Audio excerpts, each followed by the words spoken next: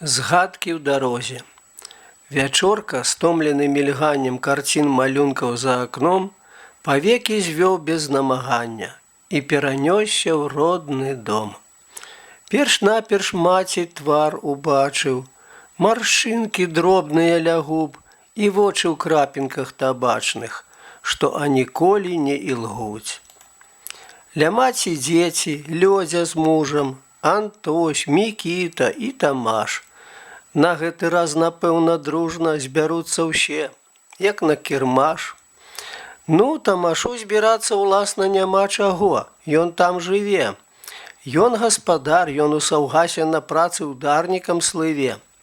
Адзін з усіх застаўся дома, што самы меншы можа быць, смяяўся. Доля, братцы, доля, павінен хтось і хлеб рабіць. Ён жонку Анцю, Антуніну, настроіў так на боскі строй, што меў дзяцей амаль асьміну. Смяяўся: я айцец герой. Хоць скончыў колісь толькі 8, адстаў ён мала ад братоў. Смяяўся: я ў дзядзькі Лёксы 2 акадэміі прайшоў. Што тычыць Лёдзі, як зазвычай, яна прыедзе з вінцусём. Калісьці ў робе будаўнічай ён стаў Сцяпану швагрусём.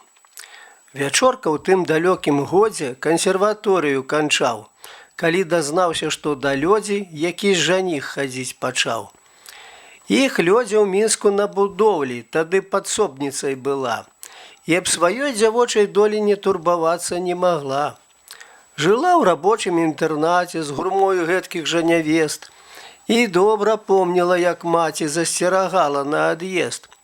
Хаця ж не слухай кавалераў культурных гэнных гаваркіх, няхай іх выкаціць халера тых ашуканцаў гарадскіх. Ва ўсіх нявест безабаронных з тых інтэрнацкіх катухоў жыў недавер да ім няроўных інтэлігентных жаніхоў. Хіба ён гэткі возьме замуж мяне з будоўлі галату, адно ў душы пакіне замуць, пасеяў сэрцы гаркату. Ды вось у клубе іх на танец аднойчы Лёдзю запрасіў, па ўсім, відаць, не шуканец, бядняк, меркуючы па ўсім. Сказаў дзяўчыне, што рабочы, праводзіў позна ў інтэрнат, заразам раз глядзеў у вочы і сыпаў досціпы, як град. Хоць жартаваў замыславата, было прыемна ўсё адно. Праз дзень прыйшоў да інтэрната з 2 білетамі ў кіно. Далей амаль што кожны вечар пасля работы тут як тут. І сімпатычны быў ёй нечым, і нечым дзіўны, Вінька Шкут. Найбольш сумелася дзяўчына, калі адкрыла незнарок, што не бядняк ён, як лічыла, што ён прафесарскі сынок. Аж не паверыла спачатку і машынальна перш за ўсё паглядам змерыла апратку. На ім было амаль рыззё. А ён сказаў: давацца дзіву няма чаго. Зірні, паглянь, народ не носіць габардзіну, народ апрануты ў паркаль. І нейк паблажліва ўсміхнуўся: не зразумела ты пакуль. Не думай кепскае, клянуся, я не басяк і не куркуль. Незразумела, гэта праўда. І напісала брату ліст, каб што параіў. Неадкладна Сцяпан прыехаў к ёй у Мінск. Калі пачуў, хто з ёй на роўных пачаў дружыць, скрывіўся ўраз. Ты бач яго, які народнік, напэўна, хітры лавелас. Каб ачмурыць з будоўлі дзеўку, маўляў, і я такі ж, як ты. Надзене світку ці падзеўку, ну і, канешне ж, у кусты. Мяне павек таго не стане, хай паспрабуе хоць у жарт. Ну што ж, іду з ім на спатканне, пабачу сам, чаго ён варт. Не да канца спасціг загадку, правёўшы розведы, Сцяпан. Развесяліў мяне спачатку, калі ішлі паўз рэстаран. Пытаю: можа быць, заглянем, прапусцім сціпла па адной. Народ не мокне ў рэстаране, народ сілкуецца ў чайной. Вось так і ўрэзаў мне твой Вінька, як абухом па галаве. хаця хваліўся, што крывінка патомнай шляхты ў ім жыве. Магчыма, хлопец дзіўны нейкі, з бацькамі ў контры і ўсур'ёз. Ён не бярэ ў іх ні капейкі, ну і таму не ў пудры нос. Сказаў, не возьме ні завошта, жыве на ўласныя грашы, працуе, вучыцца завочна. Мне самастойнасць па душы. Аднак, ужо і зараз бачна, з такімі думкамі наўрад ці зробіць ён цябе багачкай, падсумаваў з усмешкай брат. Я не ганюся за багаццем, адно б душы не знаць пакут. І неўзабаве стаў ім зяцем, дзівакаваты Вінька Шкут.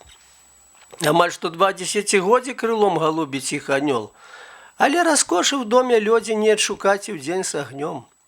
Вінцусь праз грані той жа прызмы на свет пражорлівы глядзіць, і ў тым жа духу афарызмы не перастаў пуляць пладзіць. Пачуе, волгай трызніць хтосьці. Ён тут жа рэпліку яму. Народ ганяе запарожца, народу Волга ні к чаму. Убачыць, грушу абірае сусед, ахвяра на чарзе. Народ пладоў не абразае, народ са скуркаю грызе.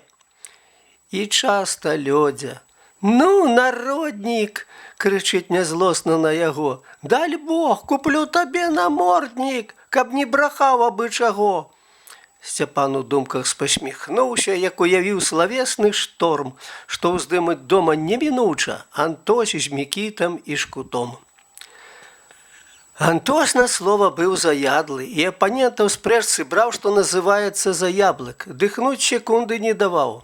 Ён быў філосаф-сацыёлаг, дацэнт сталічнай ВНУ, з натур дасціпных і вясёлых, і клаў за праўду галаву. Ён мог бы век не знаць дакукі, каб на ражон не пёрся сам. Аб эфектыўнасці навукі аднойчы працу напісаў. Сацыялогіі айчыннай наважыў трохі памагчы. Як цесна ў сувязі з прычынай стаяць навука і харчы. Грунтоўна вывучыў, даследаваў і сцвердзіў з жарам у крыві. Якая процьма дармаедаў пасецца ў многіх андаі. У пераказе дзядзькі Лёксы карціна выглядала так. Антось рашыў зімою ў вёсы ў цішыні пісаць трактат. Падсунуў стол да самай грубкі, каб ногі ў цёплае ўпіраць, паклаў канспекты, картак грудкі, паперы чыстай пачак 5. Ну, за работу, Анцік, з Богам. А маці строга наказаў. Вары мне толькі груцу з бобам, штодзень каб поўненькі казан. За месяц, седзячы на груцы, зрабіў трактат лістоў на 100. Ці трэба задкалы ў навуцы, а калі трэба, дык на што? І выйшла, задкалы патрэбны. Дарэмна скрыва хтось глядзіць, ніколі нават не ганебна сягоння ў задкалах хадзіць. І больш таго, у тым і штука, што калі недзе ёсць уздым і мае поспехі навука, дык гэта дзякуючы ім. На працы задкала шчыруе, шукае, доследы вядзе, а той, хто задкалам кіруе, сваё імя паўзверх кладзе. Тады наш Анцік чуць не спёкся, шаноўных шмат увёў у злосць. Так разабраўся дзядзька Лёкса ў тым, што высветліў Антось. Наогул, дзядзька ўмеў на дзіва адчуць турботы племяшоў. З Антосем ладзіў асабліва, сваю натуру ў ім знайшоў. Меў дар маўлення смехатворац, і ўсе браты сябе не раз на тым лавілі, што гавораць нутром ягоных слоў і фраз. Як антыподы выключэння, у іх гурбе Мікіта быў. З ім гаварыць адно мучэнне. Мікіту дзядзька не любіў. На свяце ж будзе і Мікіта, старэйшы самы зводны брат.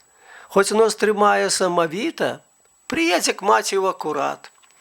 Аддаць належнае тут трэба, не забывае родны дом.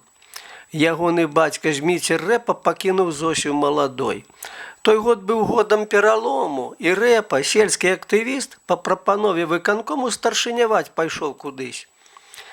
Ён заглядаў дамоў наездам і ўсё радзей, пакуль здаля не дапаўзла да Зосі вестка, другая ўжо з ім спіць, змяя.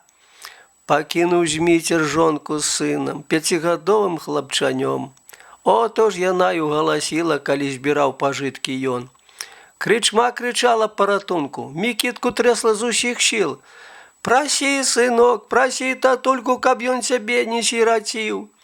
І сын прасіў, услед за маткай крычаў: «Татулечка, не едзь! Забі змяю, забі, мой татка, а то змяя цябе заесть!» Не прытомніў рэпа змейцер на слёзны лямант хлапчука. На развітанне воч не выцер, не абрасілася шчака. Душы ж дзіцячай неакрэплы ён рану страшную нанёс. На ўсё жыццё Мікіта рэпа застаўся з крыўдаю на лёс. А Зося выйшла за Якуба і да някліканых нягод жыла з ім проста міла-люба, спраўлялі хрэсьбіны штогод. Мікітку горача любіла, ад крыўды чуйна берагла, з праклятай даты не набіла яго ні разу, не магла. І калі ўсё-такі ён вырас, непамяркоўным, грубым, злым, быў вінават, відаць, той вырак, грымаса здрады над малым. На ўласны хлеб пайшоў ён рана, і рана ўлады зведаў смак. Да ўсякай мэты крочыў прама, амбіцыю меў ажно зашмат. Каб не ўніжаць аўтарытэту, ён рэпу справіў на рэпо. Хоць землякі замену гэту не прынялі яму на зло. У вочы звалі паважаным, за вочы тыя ж языкі маглі назваць і абізянам. Ого, як могуць землякі! Мянушку гэту меў ён змалку, а праз каго? Чыя віна? Ды ўсё праз тую поскудзь малпу, каб тройчы выдахла яна. Калісь настаўніца Марыніч свой падапечны 6 клас павезла ў горад, каб звярынец ім паказаць. Гасціў якраз. Усё агледзелі, мо 200 звяроў і птушак па чарзе. І прыпыніліся нарэшце ля клеткі з рослым шымпанзе. Касмар стаяў і чухаў брыдка даўжэзнай лапаю жывот. Такое ўбачыўшы, Мікітка аж да вушэй разявіў рот. Ад дзіва пырснуў смехам хлопец і ўцехай радасцю зазяў. «Вы гляньце, гляньце, што ён робіць, вялізны гэны абізян!» «Не абізян, а абізяна! Па-руску трэба гаварыць!» Марыніч ціхенька сказала, каб перад дзецьмі не журыць. Але Мікітка тут жа ўспыхнуў і ёй без бою не ўступіў. Ужо тады ішло на пыху. Заўваг крытычных не любіў. Дык абізяна калі маці, а калі бацька, дык жа як, і нават з крыўдай патлумачыў. Чаму ж ёсць гуска і гусак?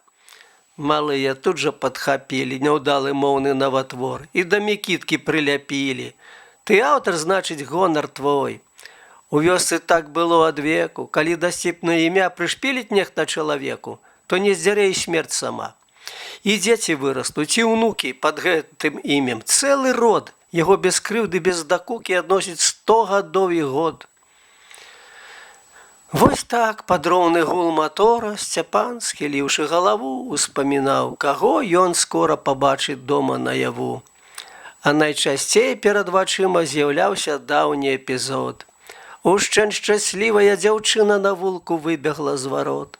У белай кофтачцы шаўковай і валасы святлісты шоўк. Глядзіць разгублена наўкола.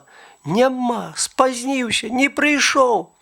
Ні на дарожцы пешаходнай, ні на брусчатай маставой, а ён знарок стаіўся водаль за тоўстай ліпай векавой. Ах, тая ліпа медавуха! Як часта ў сэрцы ён пасля, калі даймала горы скруха, чуў весні шум яе галля. І бачыў трэшчыны маршчыны, што ўверх віліся на кары, і чысты юны твар дзяўчыны, нібы лілея на зары. Ого, яна вось-вось гатова заплакаць. К чорту гэты жарт. Я тут, гукнуў Сцяпан са схову і выйшаў к ёй на тратуар. Не раззлавалася, ні трохі, і зноў імгненна расцвіла, прабегла 3-4 крокі і крылы рукі развяла.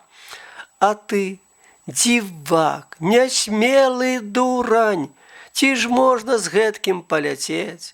Успамінай цяпер і думай, пра заўтра думайце ляпень. Напэўна ж прыйдзецца спаткацца, сустрэць праз 22 гады.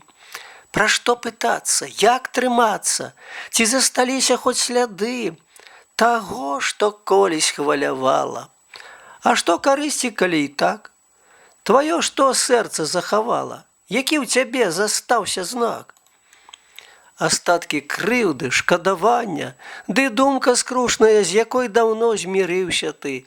вяртання няма да ліпы векавой. Няма вяртання і не будзе, і вы ўдваіх сабе ж на зло не варушыце, не турбуйце таго, што зеллем парасло.